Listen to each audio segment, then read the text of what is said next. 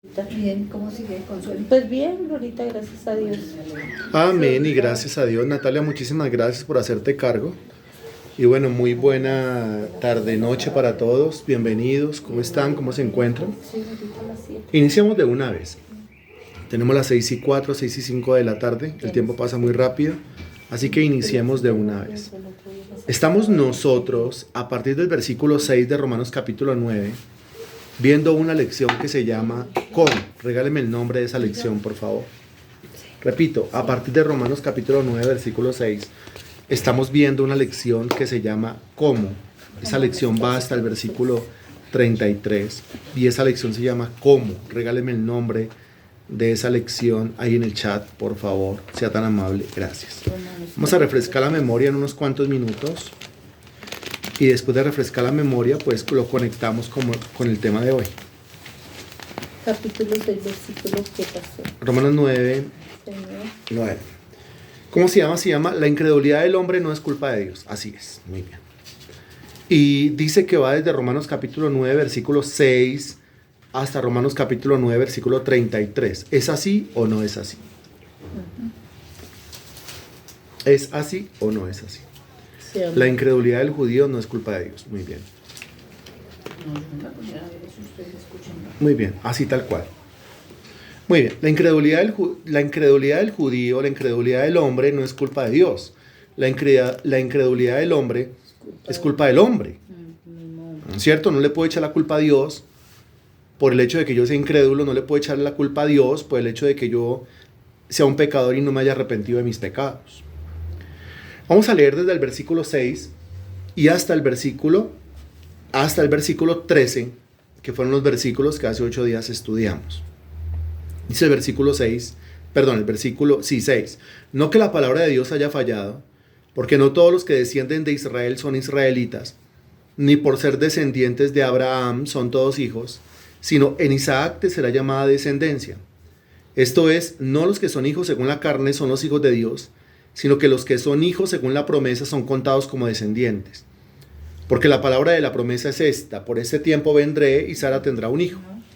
Y no solo esto, sino también cuando Rebeca concibió de uno, de Isaac nuestro padre, pues no habían aún nacido ni habían hecho ni bien ni mal, para que el propósito de Dios, conforme a la elección, permaneciese, no por las obras, sino por el que llama. Se le dijo, el mayor servirá al menor. Como está escrito, a Jacob amé, más a Esaú aborrecí. Muy bien, hasta ahí vimos hace 8 días. Y este es como el inicio del desglose de una doctrina que está en la Sagrada Escritura. Y esa doctrina se llama ¿Cómo? Repito, es el inicio del desglose de una doctrina que está en la Sagrada Escritura. ¿Y cómo se llama esa doctrina? Porque aquí está hablando de Abraham, porque Dios escogió a Abraham si habían tantos individuos en Ur de los Caldeos, porque tenía que ser Abraham. Dios escogió a Sara, porque tenía que ser Sara. Habían muchas mujeres en Ur de los Caldeos, pero el Señor escogió a Sara. Cuando a Abraham se le dijo en Isaac te será llamada descendencia, recuerde usted que fue a través del hijo que él tuvo con Sara llamado Isaac.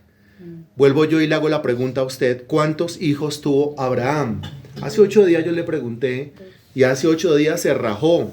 Espero que esta vez no se raje. Muy bien, Abraham tuvo 8 hijos. 8 hijos. ¿No es cierto? Tuvo uno con Agar, fue el primero, tuvo uno con Sara, fue el segundo, y según Génesis capítulo 25, después de la muerte de Sara, él tomó otra mujer llamada Cetura y tuvo 6 hijos con Cetura. Entonces tuvo 8 hijos. 8 hijos. Muy bien. Ahora, aunque Abraham tuvo 8 hijos, recuerde usted que Dios le había dicho que la bendición venía a través de Isaac y que en Isaac le sería llamada descendencia. Es decir, la voluntad de Dios era que Abraham tuviera un hijo. Uno. Y Abraham se metió con Sara. Génesis capítulo 16, se metió con Sara. Y después se metió con Cetura. Génesis capítulo 25. Dios no le dijo que se metiera con Agar. Y Dios no le dijo que se metiera con Cetura. Eso quiere decir, Dios no le dijo que tuviera a Ismael. Y Dios no le dijo que tuviera los 6 hijos que tuvo con Cetura. Entonces, si Dios no le dijo, ¿por qué los tuvo? Y si Dios no le dijo, ¿por qué se metió con Agar? Y si Dios no le dijo, ¿por qué se metió con Cetura? Pues fueron decisiones que él tomó desde su propia carne. Ahora, ¿por qué el Señor lo permitió? Pues porque el Señor lo permite. Eso está claro en la Sagrada Escritura. Si yo me quiero rebelar contra Dios, pues me rebelo y Dios lo va a permitir. Pero yo voy a tener después que pagar las consecuencias de esa rebelión. Sí. Es que precisamente eso es lo que Dios quiere evitar. Yo no soy un robot. Pagamos un precio. Yo soy un ser humano.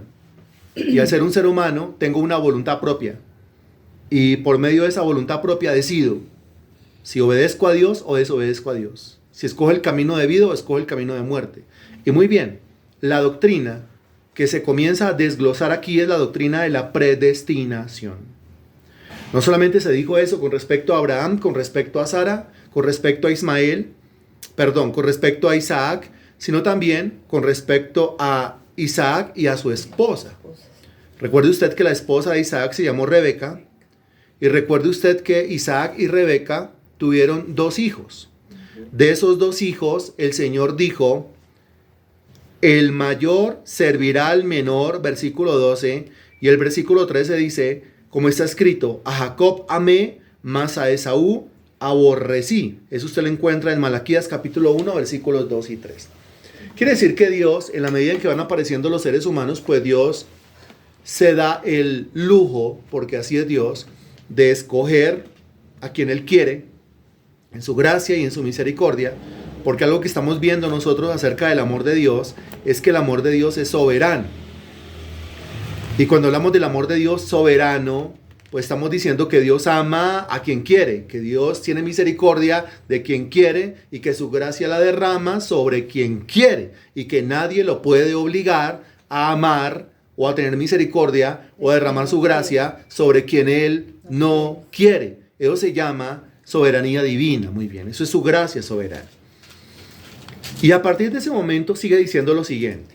A ver, cuando alguno escucha hablar de soberanía divina, o cuando alguno escucha hablar acerca de predestinación, o cuando alguno escucha hablar acerca de que Dios escogió, de que Dios eligió, puede ser que se le cree un pensamiento en su cabeza. ¿Cuál pensamiento? Lo que aparece en el versículo 14. ¿Qué pues diremos?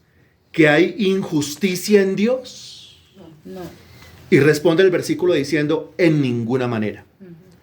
Hay injusticia, pero esto alguien lo tiene que responder y alguien lo tiene que saber explicar. Porque no es solamente decir que no. Lógicamente nosotros vamos a defender a Dios siempre. Eso es característica de todo cristiano. Defender a Dios, defender a Cristo, defender al Evangelio. Pero no es solamente decir que no hay injusticia en Dios, no es solamente decir que Dios no es injusto, sino al mismo tiempo nosotros tenemos que saber argumentar o explicar por qué decimos que no. ¿Hay injusticia en Dios al escoger a Abraham y no a otros? ¿Hay injusticia en Dios al escoger a Sara y no a otras?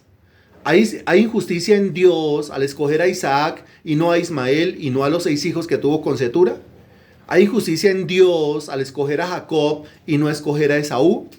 ¿Hay injusticia en Dios? La respuesta es no. Muy bien, pero explique usted por qué, aunque Dios escoge, aunque Dios elige, aunque Dios predestina, su predestinación, su elección o su escogencia no es injusticia. ¿Cuál sería su respuesta? ¿Cuál sería su explicación? ¿Sabe lo que hace? Él tiene un propósito. Bueno, aquí están hablando de propósito. Gracias por las respuestas que comienzan a aparecer. ¿Cuál sería la respuesta?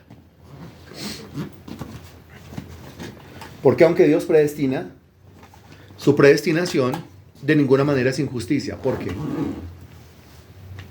¿Por qué?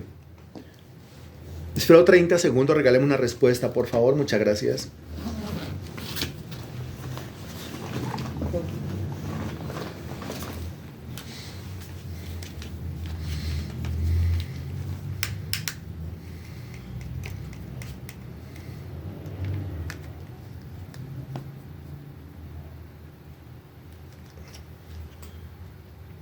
¿Por qué no es injusticia?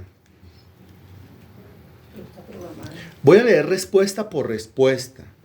¿Sí? Voy a explicar por qué hay respuestas que sirven y por qué hay respuestas que no sirven. Porque es que esto uno lo tiene que saber explicar, lógicamente. Listo, esto lo tiene uno que saber explicar.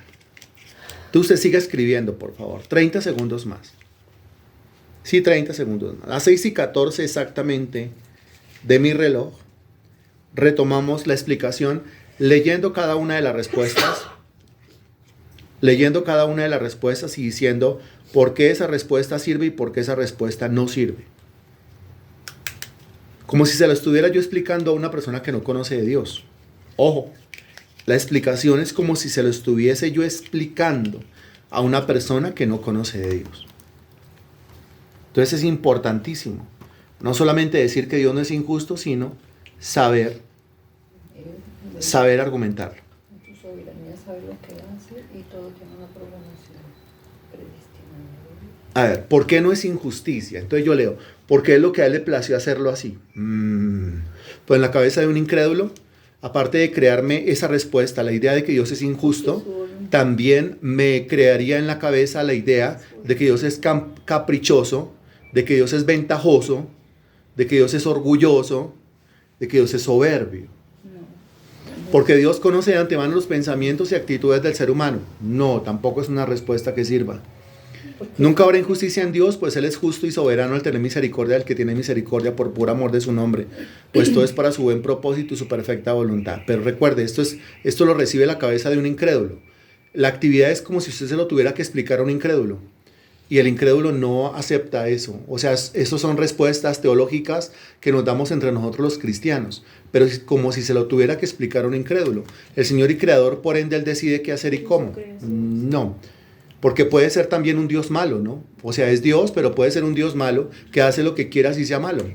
Dios es soberano y actúa conforme a su voluntad como Él quiere.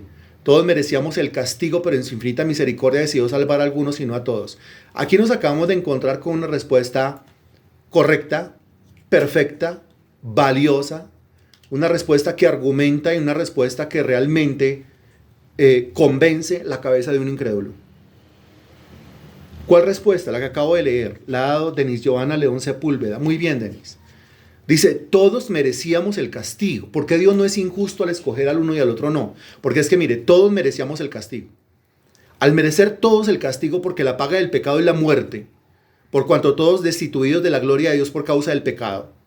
En su justicia, si Dios deja que la raza humana siga así como va, pues todos van a ir a parar al lago que arde con fuego y azufre. ¿Qué es lo que Dios hace? Lo que se manifiesta aquí es su misericordia. Y su misericordia se manifiesta también justamente. ¿Cómo se manifiesta su misericordia justamente? Entregando a su Hijo Jesucristo para que muera en la cruz del Calvario, de tal manera que todo aquel que en Él crea, que Jesucristo es el sustituto, entonces sale de ese camino de perdición y ahora entra a un camino de salvación. Es decir, es trasladado del reino de las tinieblas al reino de nuestro Señor Jesucristo. La condenación es justa por causa del pecado. La salvación es justa por causa de la muerte en la cruz del Calvario del Señor Jesucristo. La condenación es justa porque el individuo pecó y no cree en Cristo.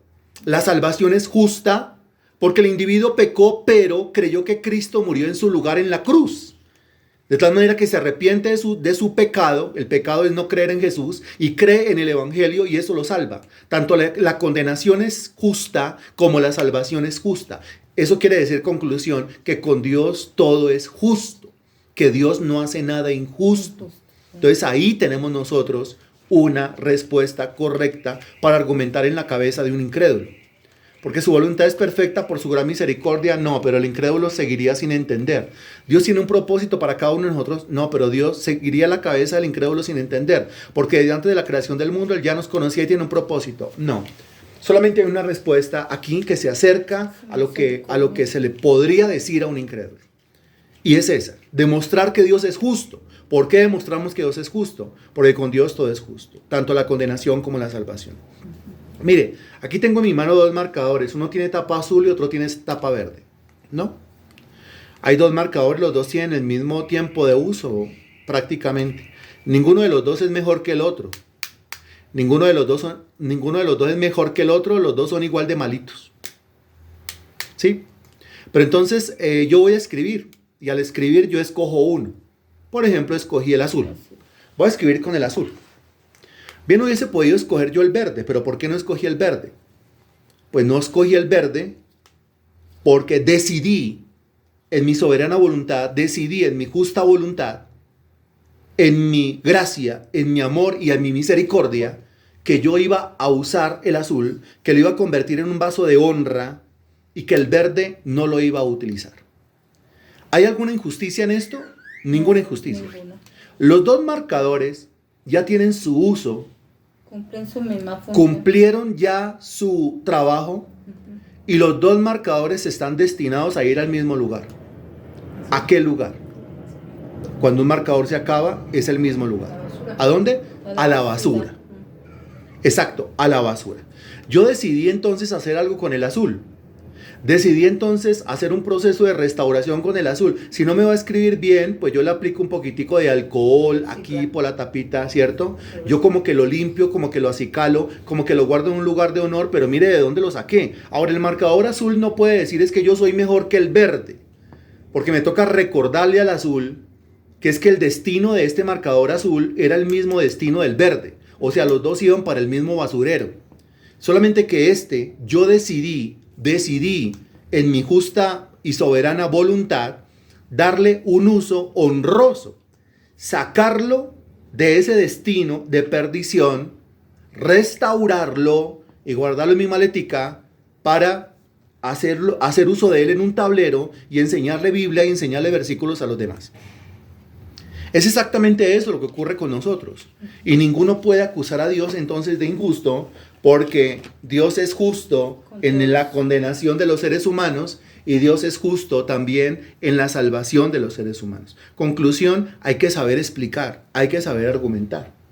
¿Qué pues diremos? ¿Que hay injusticia en Dios? En ninguna manera. Versículo 15. Pues a Moisés dice, entonces ya pone otro ejemplo. Mire, ya había hablado de quién. Ya había hablado de Abraham, de Sara, ya había hablado de Isaac, ya había hablado ahora de Isaac, de Rebeca, ya había hablado de quién, de Jacob, muy bien, de Jacob, y ahí va.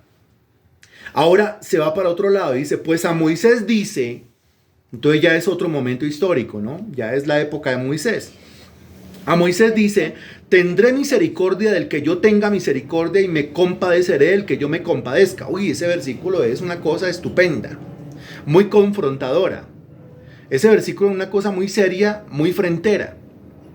Que Dios le diga a uno, mire, es que yo tendré misericordia del que yo tenga, quiere decir, es que yo voy a tener misericordia del que yo quiera tener misericordia y yo me voy a compadecer del que yo me quiera compadecer.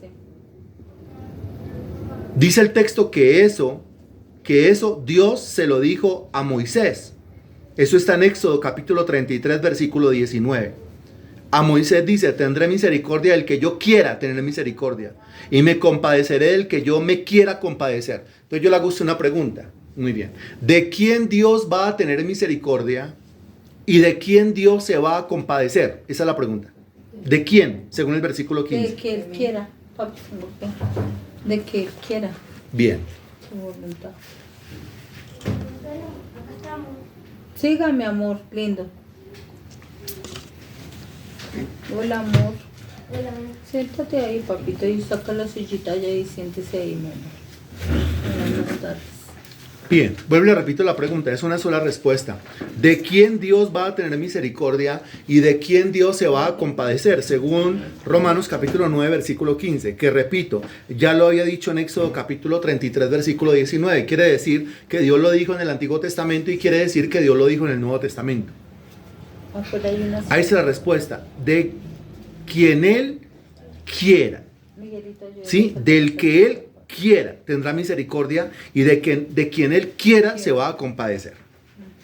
Ahora, aquí tenemos unas noticias, son buenas noticias, porque si usted ha creído en el Evangelio por la gracia de Dios y si usted se ha arrepentido de sus pecados por la gracia de Jesucristo, eso quiere decir que Dios ha decidido que con usted, según el versículo 15 de Romanos capítulo 9, Tiene misericordia. Dios ha decidido, muy bien, aquí ya están respondiendo y están respondiendo muy bien. Eso quiere decir que Dios ha decidido que con usted, según el versículo 15 de Romanos capítulo 9, que Dios ha decidido tener misericordia de mí. que Dios ha decidido tener misericordia y compadecerse conmigo. Quiere decir que yo pertenezco al selecto grupo al cual también pertenecen personajes como, ya mencionados anteriormente, como Abraham, como Isaac, como Jacob, como Sara, como Rebeca y aquí como Moisés. Estoy dentro del mismo grupo, el grupo de aquello, el grupo conformado por aquellos de los cuales Dios decidió tener misericordia, el grupo de los cuales Dios decidió compadecerse. ¿Cómo le parece esa noticia?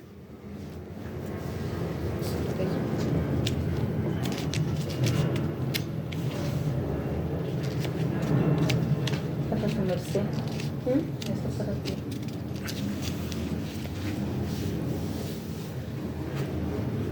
¿Cómo le parece esa noticia? Tiene misericordia. Sí, es misericordia. Gracias a Dios. Ahora, ¿Dios ha decidido tener misericordia de todos los seres humanos? Sí, ¿Dios ha decidido compadecerse de todos los seres humanos? ¿Dios ha decidido derramar su gracia sobre todos los seres humanos? Es decir, ¿Dios ha decidido salvar a todos los seres humanos? ¿Llevar al cielo a todos los seres humanos? No. ¿Llevar a su reino a todos los seres humanos? Evidentemente no. No, porque si Dios hubiese decidido llevar a su reino a todos los seres humanos, pues, No había tenido a Jesucristo. pues, si Dios hubiese decidido llevar a todos los seres humanos a su reino, pues, No aborrecería a Saúl. pues, Ni siquiera había tenido. pues, No había pensado. No le si digamos Dios cómo hubiese hacer. decidido llevar a todos los seres humanos a su reino, pues los salvaría a todos. Ahora, evidentemente Dios no salva a todos. Evidentemente unos son los que se salvan y otros son los que se condenan. Evidentemente unos van para el lago que arde con fuego y azufre y evidentemente otros van para el reino de los cielos. Eso está clarísimo, ¿no es cierto? Muy bien. Ahora, pertenecer a este selecto grupo de los que el Señor escogió desde antes de la fundación del mundo para salvación, como lo dice la Sagrada Escritura, pues es una cosa que a uno lo llena de una confianza, de una fe, de una certeza extraordinaria. Repito yo el versículo. A Moisés dice, tendré misericordia del que yo tenga misericordia y me compadeceré del que yo me compadezca. ¿Qué quiere el Señor?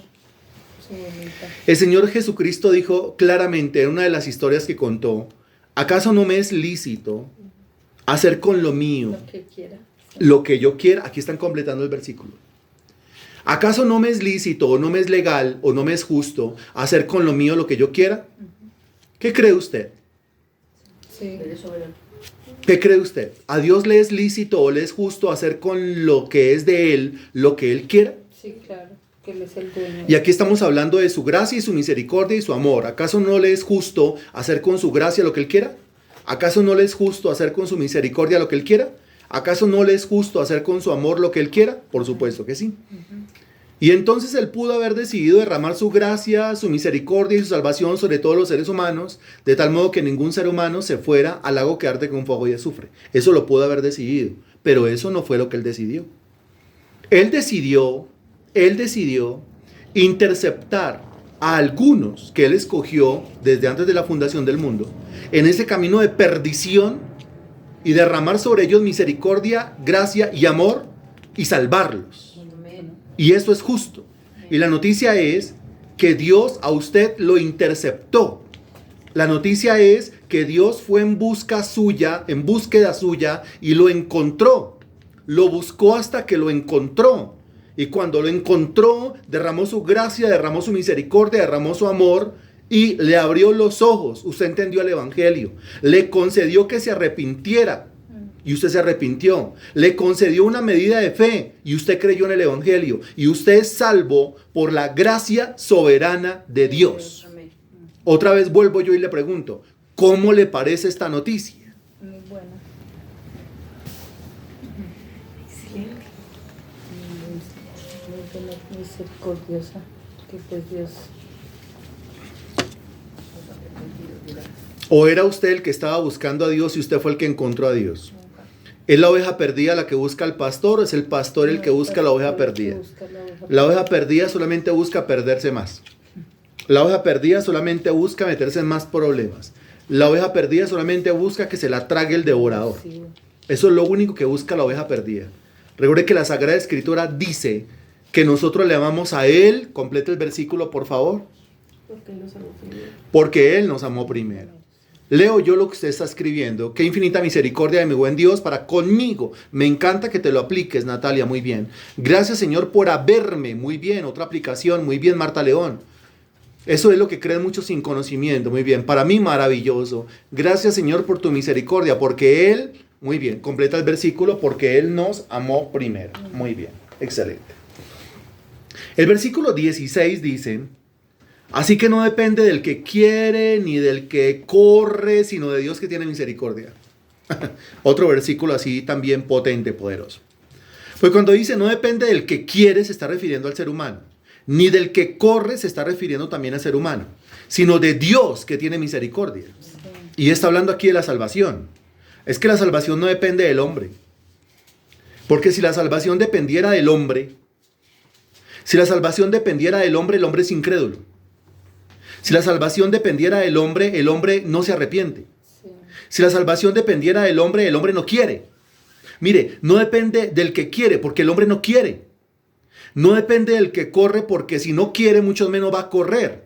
Si no quiere de Dios, si no quiere saber de Dios, mucho menos va a correr a buscar de Dios. ¿Está entendiendo el versículo? ¿Quién lo está entendiendo?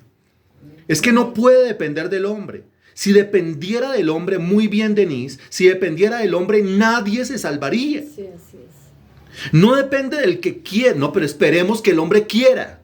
Si nos quedamos esperando, si nos sentamos a esperar que el hombre quiera conocer de Dios, que el hombre quiera buscar de Dios, entonces el hombre nunca querría. Recuerde lo que dice la Biblia al respecto. Dios es el que en vosotros produce así el querer como el hacer por su buena voluntad. O sea, el hombre no quiere, Dios lo hace querer, pero el hombre solito por sí mismo en su carne no querría, no quiere nunca. Y si no quiere, mucho menos va a correr. Si no quiere, mucho menos va a buscar. Si no quiere, mucho menos se va a mover. No lo quiere hacer. Así somos nosotros. Entonces no puede depender del hombre. Ahora mire, el hombre no quiere y el hombre no corre. El hombre no quiere a Dios, no corre a buscar de Dios. ¿Es justa su condenación? Sí. Otra vez le hago la pregunta. El hombre no quiere a Dios y el hombre no corre a buscar de Dios. ¿Es justa su condenación? Sí, claro que sí. Claro que es justa. El hombre no puede alegarle absolutamente nada a Dios. El hombre nunca va a poder tratar a Dios de injusto. Dios le va a preguntar, venga, ¿usted me quería a mí? No. ¿Usted corrió a buscarme a mí? No. Y entonces en el caso nuestro, el Señor nos preguntará, venga, ¿usted me quería a mí? No, Señor. Y entonces, ¿cómo resultó usted queriéndome a mí? Ah, Señor, porque usted fue el que produjo en mí el querer como el hacer. Note, el querer como el hacer. O sea, el querer como el correr detrás de Dios. Si no fuera porque Dios produce el querer, yo no quiero. Y si no fuera porque Dios produce el hacer o el correr, yo no corro. Si no fuera porque Dios produce el orar, yo no oro. Si no fuera porque Dios produce el servir, yo no sirvo. Si no fuera porque Dios produce el congregarme, yo no me congrego. Si no fuera porque Dios me produce a mí el predicar, el enseñar, ni predico ni enseño. O sea que todo se lo debo es ¿a quién? A Dios. Por lo tanto, la salvación no puede depender del hombre, repito, porque ni quiere ni corre, sino que depende de Dios que tiene misericordia. ¿Quién lo está entendiendo? Amén. Por eso es que nosotros le atribuimos la salvación 100% es ¿a quién? A Dios. Muy bien. Aquí la pregunta es, para salvar a un hombre, ¿cuánto pone Dios y cuánto pone el hombre? A ver si nos estamos entendiendo. ¿Cuánto pone Dios y cuánto pone el hombre? Vuelvo y le repito el versículo 16. No depende del que quiere ni del que corre, sino de Dios que tiene misericordia. Responda usted, ¿cuánto pone Dios y cuánto pone el hombre? El hombre no quiere. Note. Entonces el hombre, si el hombre no quiere, ¿cuánto va a poner? Nada, el hombre no quiere poner nada, no tiene nada para poner. Acuérdese lo que alguna vez explicamos. Agustín de Hipona dijo, para la salvación el hombre no puede poner nada porque no tiene nada. Lo único que puede poner son sus pecados. Y si el hombre pone sus pecados, ¿Qué pasa con el hombre al poner sus pecados? Le repito el planteamiento. El ser humano no puede poner nada porque no tiene nada. Lo único que el ser humano tiene son pecados. Y si el ser humano pone o exhibe sus pecados, ¿qué pasa con el hombre? Se condena porque sus pecados son exactamente los que lo lanzan al lago que arde con fuego y azufre. A ver, usted que está respondiendo, yo le leo, me devuelvo y yo le leo. Dice, todo Dios pone todo. Dios coloca todo y el hombre nada, muy bien. Uno no pone nada, antes salimos de exigentes, muy bien, Carolina. El 100% lo pone Dios. Todo pone Dios, el hombre absolutamente nada. Dios pone el 100%. Excelente, muy bien, muy bien. Por eso Jonás dijo que la salvación era de Jehová. Ahora entendemos las palabras de Jonás. La salvación es de Jehová. ¿Qué porcentaje de la salvación es de Jehová? El 100%. ¿Y el ser humano qué pone? Nada. Nada, porque ni quiere. Versículo 17. Porque la escritura dice a Faraón, ahora está hablando de Faraón, por ahí comenzamos a ver nosotros la otra cara de la moneda. ¿Y cuál es la otra cara de la moneda? Pues la otra cara de la moneda se refiere a aquellos que son la contracara de Abraham, la contracara de Sara, la contracara de Isaac, la contracara de Jacob, la contracara de Moisés, la contracara suya. Porque hay unos escogidos para salvación desde antes de la fundación del mundo. Muy bien. ¿Y los otros qué? ¿Y los otros qué? Y aquí entonces se comienza a nombrar a los otros y dice, porque la escritura dice a Faraón, para esto mismo te he levantado, para mostrar en ti mi poder y para que mi nombre sea anunciado por toda la tierra. Hablemos un ratico de Faraón. El Faraón de los días de Moisés, el Faraón ese que no conocía a José y entonces terminó esclavizando a los israelitas. La Biblia dice que Dios mismo levantó ese Faraón y que levantó ese Faraón para mostrar en él su poder y para que su nombre fuera anunciado por toda la tierra. Quiere decir que Dios permitió el nacimiento de ese hombre, permitió la crianza, el crecimiento de ese hombre, permitió que llegara al trono de Egipto, muy bien, y Dios permitió absolutamente todo lo que pasó con ese faraón y lo que hizo ese faraón con el pueblo de Israel. Pero la pregunta es, cuando se habla de ese faraón, está hablando de un individuo que es de la misma calidad en cuanto a la elección como Moisés, o sea, es un individuo escogido para salvación. Es un individuo escogido, es un individuo predestinado para salvación. Acuérdese de ese faraón. ¿Qué pasó con ese faraón? Cada vez su corazón se endurecía más. ¿Cuántas plagas? Y la demora era que Dios desatara una plaga allá en Egipto y el corazón de ese hombre se endurecía cada vez más. Y veía el poder de Dios ahí delante de sus ojos. Pero con todo y veía el poder de Dios, con todo y que veía las maravillas de Dios, los milagros de Dios y los veía ahí delante de sus ojos y con todo y eso... Y con todo y eso no creía. Y con todo y eso más se endurecía. Ahora, ¿pero por qué? Y alguno dirá, alguno no se explica por qué, viendo los milagros de Dios ahí delante de sus ojos, viendo a Dios cómo convierte una vara en una serpiente, viendo a Dios cómo hiere el río Nilo, viendo a Dios cómo envía una plaga de moscas, viendo a Dios cómo envía una plaga de ranas, viendo a Dios cómo envía la plaga 1, 2, 3, 4, 5, 6, 7, 8, 9, 10. Viendo a Dios cómo libra a los israelitas y cómo ajusticia a los egipcios. Viendo a Dios cómo se abrió el mar rojo, cómo abrió el mar rojo y aún así no creyó. No es que a usted quién le dijo que una persona creía por ver delante de sus ojos milagros. Dese cuenta que no. O si no, este hombre hubiera sido el primer convertido. Pero no. El hombre es convertido cuando Dios lo convierte. El hombre es convertido cuando Dios le produce en su interior el querer como el hacer o el querer como el correr. Lo mismo que dice el versículo 16. Puede estar viendo todos los milagros que quiera de parte de Dios delante de sus ojos. Y con todo y eso, en lugar de creer, se va endureciendo cada vez más.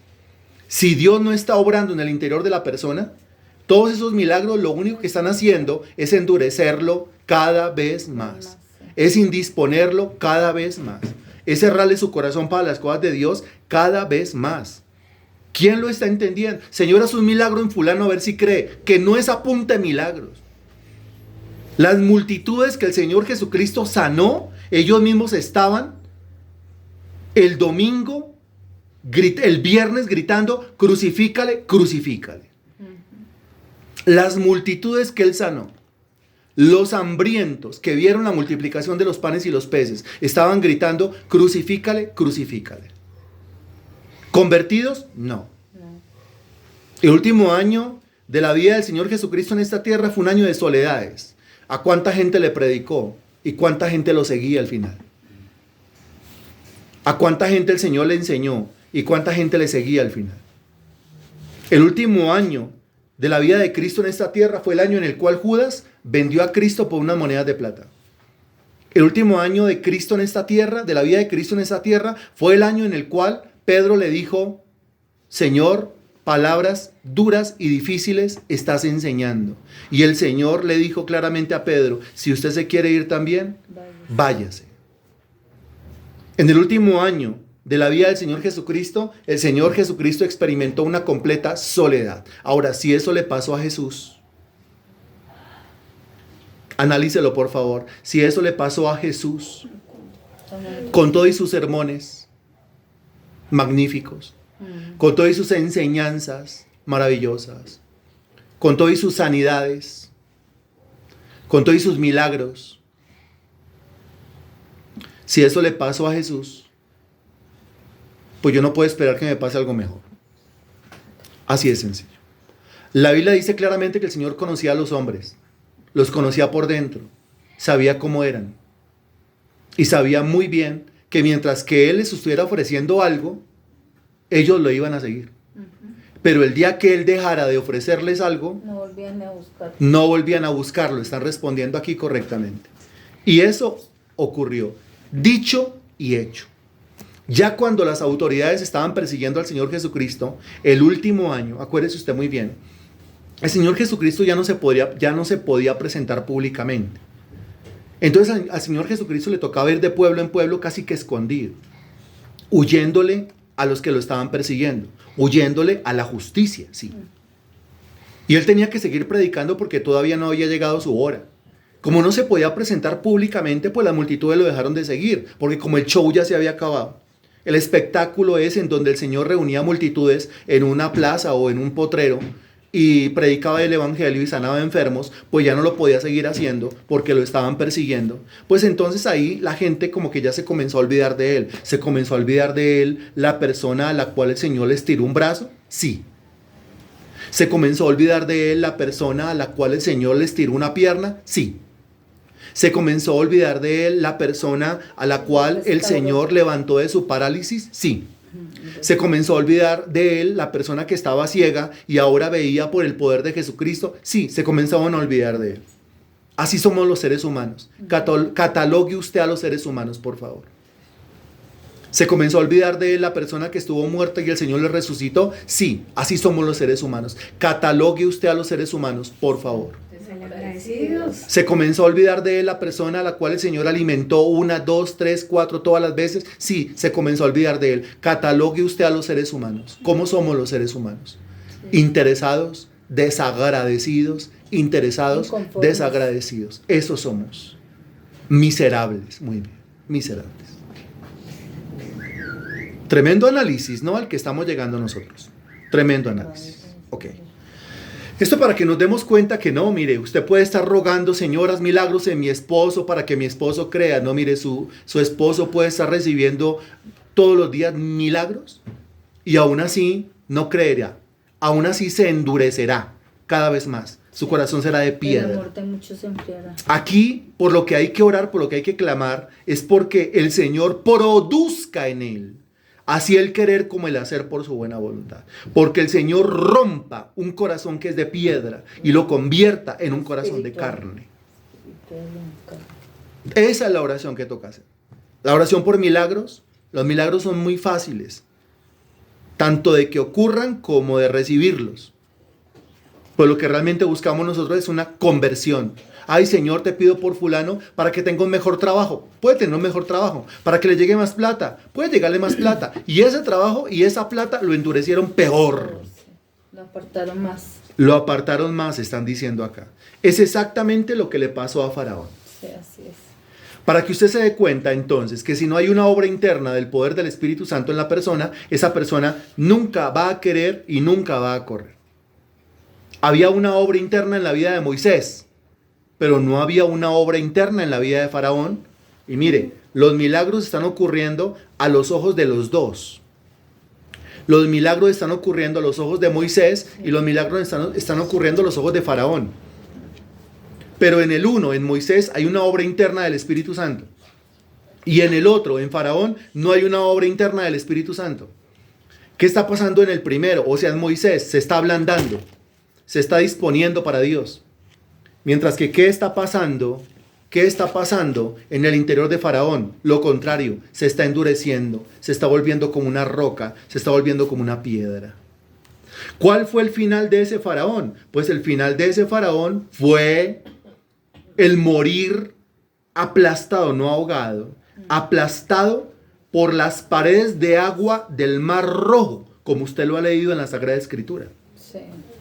El versículo 18 dice, de manera que de quien quiere, tiene misericordia.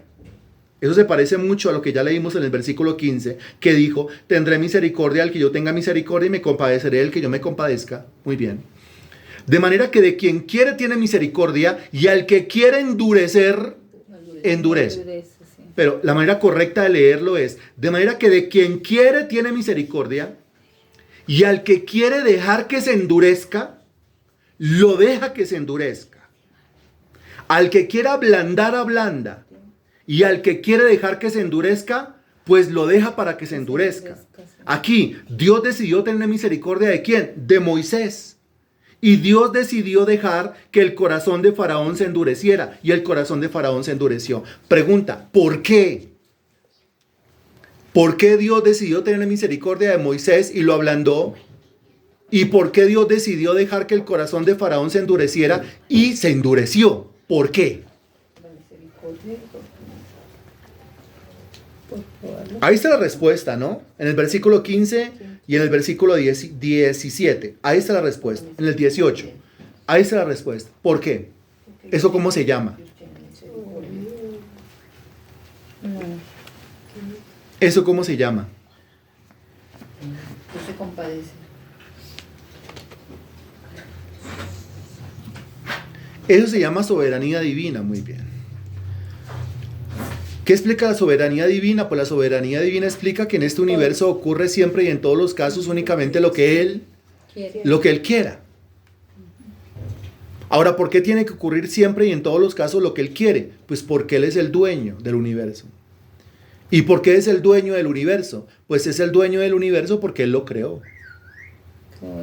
De modo que si Él creó el universo, pues Él tiene el derecho de hacer con lo que es de Él lo que Él quiera. La pregunta es, ¿qué es de Dios? Todo. De manera que Dios tiene potestad de hacer con todo lo que Él quiera. Porque todo es de Él. Punto. Todo. ¿Y quiénes somos nosotros para decirle a Él, Señor, no lo hagas así? O Señor, mejoraslo así. Si nosotros solamente somos criaturas. Y criaturas, como usted muy bien nos catalogó hace un ratico, criaturas interesadas, desagradecidos, malagradecidos y miserables. Qué tenaz esto, ¿no? Vuelvo a leer el versículo 18, de manera que de quien quiere tiene misericordia y al que quiere endurecer, endurece. Versículo 19, pero me dirás, esto se va poniendo cada vez más profundo, pero me dirás, ¿por qué pues sin culpa?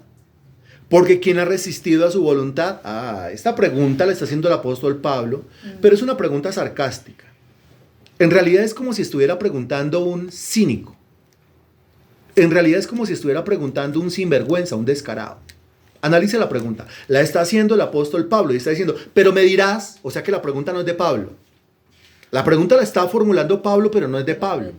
Porque está diciendo, pero me dirás, o sea, usted me dirá, de pronto haya alguien aquí presente que me diga, pero quien dice eso, o quien pregunta eso, o quien formula eso, es un cínico, sinvergüenza y descarado. Porque dice, pero me dirás, ¿por qué pues sin culpa?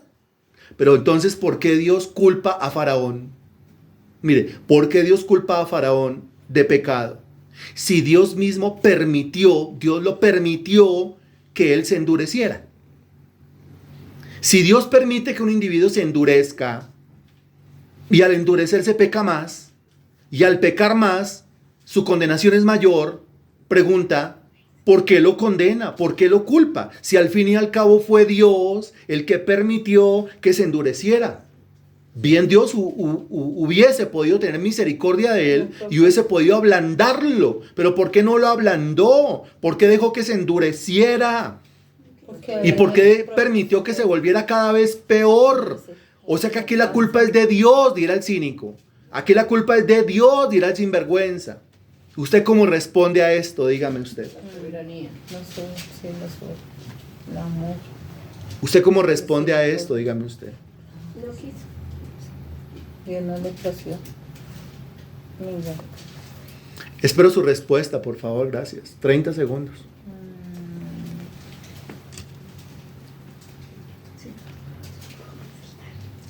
Descarado. Y no quiere.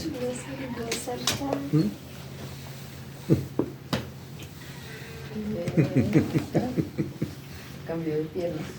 No, descarado porque se pesa. No, señor. A mí no me contesta.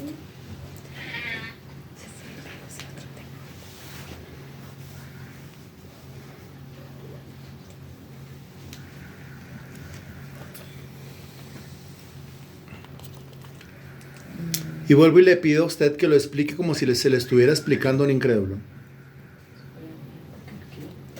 Explíquelo como si se lo estuviera explicando a un incrédulo, por favor. Su misericordia, sí. Es Dios, Él es soberano. Y a Él le plació.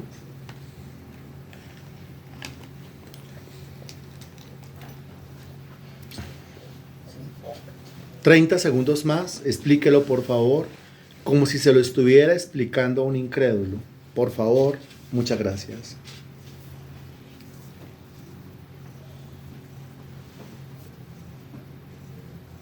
Dios todo lo hace.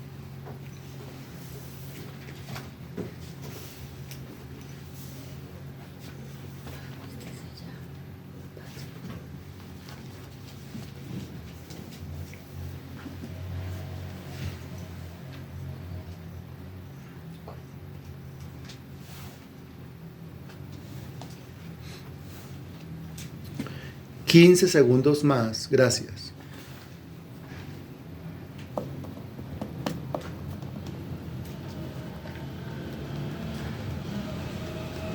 La amor, sí.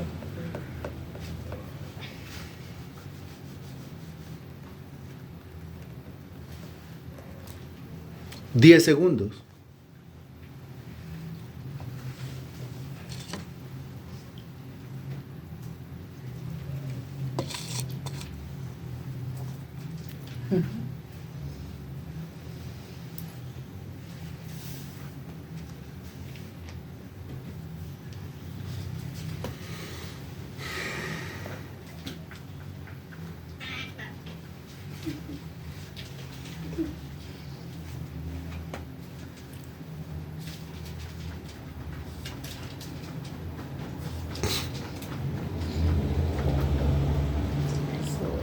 Bueno, mire, he recibido 3 respuestas y ninguna de las 3 respuestas es convincente.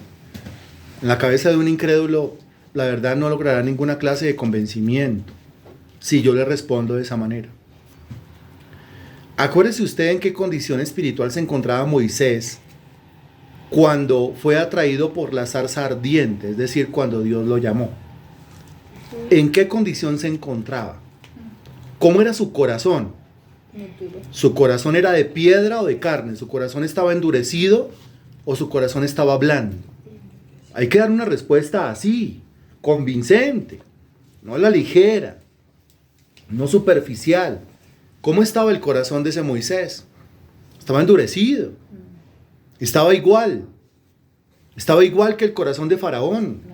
Así estaba igual. O sea, Moisés era igualitico que el Faraón, no era mejor que Faraón. Era igualitico. Un hombre endurecido, un hombre que despreciaba las cosas de Dios, un hombre que se acercó a la zarza solamente por curiosidad. Acuérdese que fue por curiosidad. Y entonces Dios decidió comenzar a tratar el corazón de Moisés. Dios decidió ablandar el corazón de Moisés. Uy, ¿Sí? Eso quiere decir que si Dios no hubiese decidido ablandar el corazón de Moisés, el corazón de Moisés cada vez sería más duro, como el corazón de Faraón. Y al ser el corazón de Moisés cada vez más duro, si Moisés se muere en esa dureza, ¿para dónde se va? para el infierno. Pues para el infierno, como está respondiendo muy bien acá. Ahí vemos las dos caras de la moneda. Pero Dios decidió comenzar a tratar a Moisés, comenzó a ablandar el corazón de Moisés de tal modo, que Moisés se arrepintió de sus pecados y Moisés creyó en Jesucristo, creyó en el Evangelio y le sirvió a Dios. Quiere decir que Moisés y Faraón estaban en las mismas condiciones. Sí, Moisés y Faraón estaban en las mismas condiciones, eran igualiticos. ¿Igualiticos cómo? Eran igual de malos, igual de perversos, igual de pervertidos, igual de malignos. Cuando hablamos nosotros de ablandar o endurecer un corazón, esta es la respuesta. Desde ahí, desde esta raíz, tenemos que comenzar nosotros a exponerlo.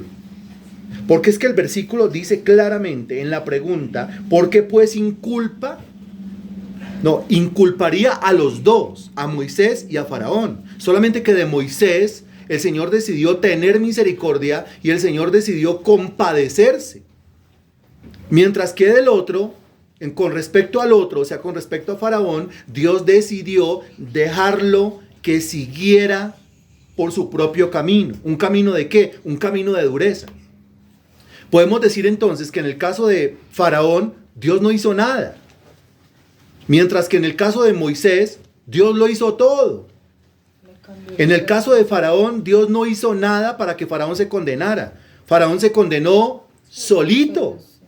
En el caso de Moisés, Dios hizo todo para que Moisés se salvara. Ya que Moisés, el hombre, el ser humano, no puede colocar absolutamente nada porque no tiene nada que colocar para su propia salvación. ¿Está claro esto? Es la misma respuesta que uno da cuando habla de Jacob y Esaú. ¿Por qué a Jacob amé y a Esaú aborrecí? En realidad los dos tienen que ser aborrecidos por causa de sus pecados. Pero Dios decidió tener misericordia y derramar su gracia sobre uno de los dos. ¿Sobre quién? Sobre Jacob. Y aquí Dios decidió tener misericordia y derramar su gracia sobre uno de los dos. ¿Quién? Sobre Moisés. Y no sobre Faraón. ¿Y por qué lo hace así? Porque Dios dijo, es que yo voy a tener misericordia de quién. Del que quiere. ¿Y me voy a compadecer de quién? El que yo quiera. Responda usted, por favor, y vamos terminando. Del que quiera y con quien quiera. Jacob. Miguelito, póngalo allá. Encima, y ahí te que se pare de Del que él quiera. Ahora, esta respuesta la damos nosotros para que quede claro en la cabeza de todos.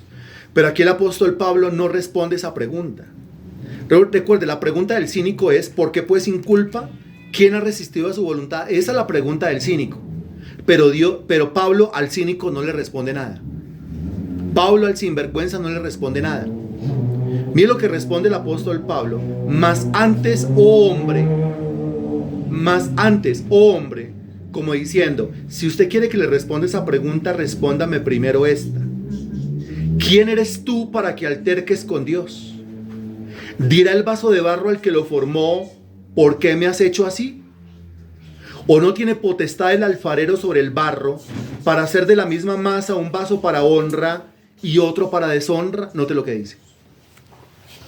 Esto va por partes, mire lo que dice. Más antes, oh hombre, ¿quién eres tú para que alterques con Dios? Responde esa primera pregunta.